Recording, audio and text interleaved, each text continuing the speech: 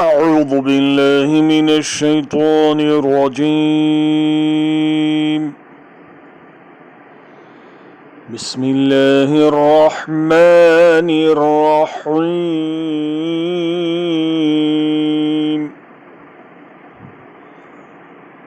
هو الذي جعل لكم الليل لتسكنوا فيه والنهار مبصرا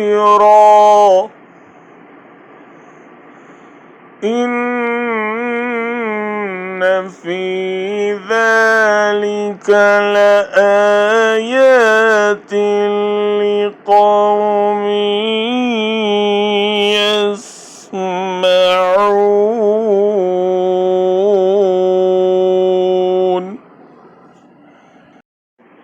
वो अल्लाह ही है जिसने तुम्हारे लिए रात बनाई कि उसमें सुकून हासिल करो और दिन को रोशन बनाया, उसमें निशानियां हैं उन लोगों के लिए जो खुले कानों से पैगंबर की दावत को सुनते हैं.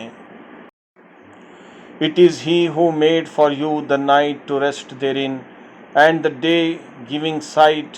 Indeed, in that are signs for a people who listen.